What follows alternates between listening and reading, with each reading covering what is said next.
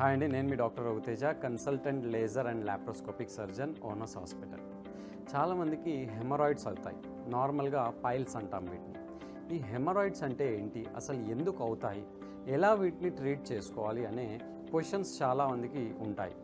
ముఖ్యంగా సాఫ్ట్వేర్ ఎంప్లాయీస్లో ఈ ప్రాబ్లం ఎక్కువగా కనబడుతుంది. ఎందుకు అంటే ఎక్కువసేపు కూర్చోవడం వల్ల. కూర్చోవడానికి హెమరాయిడ్స్కి ఏంటి సార్ సంబంధం అంటే, వెయిట్ ఎప్పుడైతే ప్రెషర్ ఎప్పుడైతే పడుతుందో యానల్ రెక్టల్ వీన్స్ ఉంటాయి, వెజిల్స్ ఉంటాయి. ఆ వెజిల్స్ పైన ప్రెషర్ పడి అవి వాస్తాయి. వాటిని హెమరాయిడ్స్ అంటాం. హెమరాయిడ్స్ అంటే ఏదో గడ్డలు ఇలాంటివి కాదు, బ్లడ్ వెజిల్సే, నార్మల్గా ఉండే బ్లడ్ వెజిల్స్ని వాయడాన్ని, స్వెల్ అవ్వడాన్ని హెమరాయిడ్స్ అంటాం. వీటిలో రకరకాల గ్రేడ్స్ ఉంటాయి. గ్రేడ్ 1, 2, 3, 4 అని. అలాగే ఇంటర్నల్ హెమరాయిడ్స్ అంటే యానల్ కెనాల్కి కొంచెం లోపలగా ఆ లైన్ ఏదైతే ఉంటుందో ఆ లైన్కి లోపలగా ఉండే వాటిని ఇంటర్నల్ హెమరాయిడ్స్ అంటాం. బయటకు ఉండే వాటిని ఎక్స్టర్నల్ హెమరాయిడ్స్ అంటాం. సో నార్మల్గా ఇంటర్నల్ హెమరాయిడ్స్ అంటే లోపలగా ఉన్న హెమరాయిడ్స్ నొప్పిగా ఉండవు.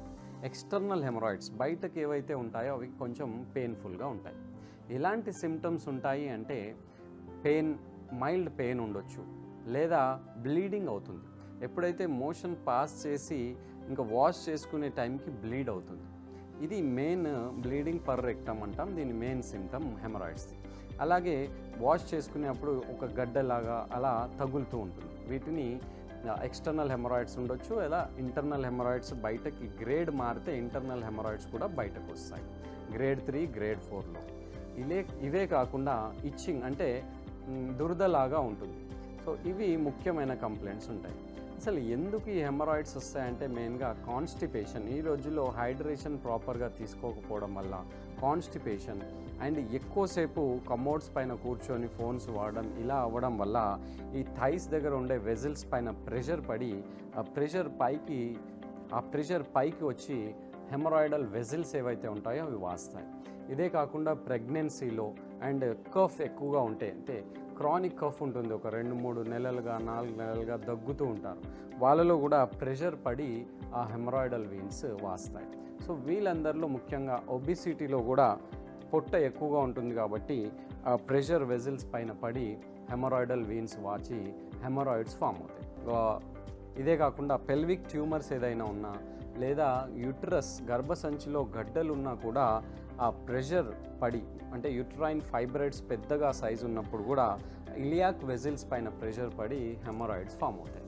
ఇవి రకరకాల కారణాలు ఉంటాయి.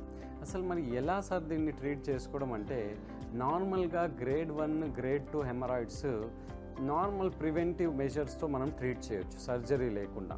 కొన్ని మందులు ఉంటాయి, లాక్సేటివ్స్, స్టూల్ సాఫ్ట్నర్స్, మోషన్ ఫ్రీగా ఉంచుకొని ప్రాపర్ హైడ్రేట్ చేసుకొని లిగ్నోకెన్ జెల్లీ ఇలాంటివి వాడుకొని సిట్స్ బాత్ అని ఉంటుంది. ఆ సిట్స్ బాత్ అంటే ఒక టబ్లో గోరువెచ్చని నీళ్ళలో కూర్చోవడం, ఇలాంటివి చేస్తూ హై ఫైబర్ డైట్ అంటే ఆకుకూరలు, కూరగాయలు ఇలాంటివి ఎక్కువగా తీసుకుంటూ కొంచెం కారం, masala, biryanis, out side food ఇలాంటివి తగ్గించుకొని ప్రాపర్ హైడ్రేట్ చేసుకొని మందులు సరిగా వాడుకుంటే ఈ హెమరాయిడ్స్ అనేవి గ్రేడ్ 1, గ్రేడ్ 2 హెమరాయిడ్స్ తగ్గిపోతాయి సర్జరీ లేకుండా.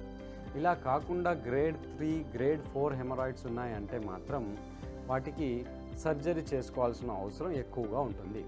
దీనికి 2 రకాల సర్జరీస్ చేస్తాం. నార్మల్గా ఓపెన్ హెమరాయిడెక్టమీ అంటాం, లేదా స్టాప్లర్ హెమరాయిడెక్టమీ. అంటే స్టాప్లర్ అనేది ఒక గన్ లాగా ఉంటుంది, దాంతో ఫైర్ చేసేస్తాం.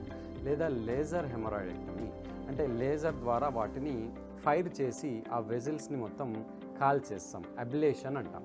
సో ఇలా డిఫరెంట్ టైప్స్ ఆఫ్ సర్జరీస్ ఉంటాయి. So within 1 day or 2 days discharge అయిపోవచ్చు. లేజర్ హెమరాయిడెక్టమీకి ఎటువంటి బ్లీడింగ్ కానీ, ఎటువంటి పెయిన్ ఎక్కువగా ఉండడం కానీ ఇలాంటివి ఉండవు. ఇంతకుముందు హెమరాయిడ్స్ అంటే మొత్తం క్లాంప్ చేసి, కట్ చేసి, సూచర్స్ వేసి ఇలా చేసేవాళ్ళం.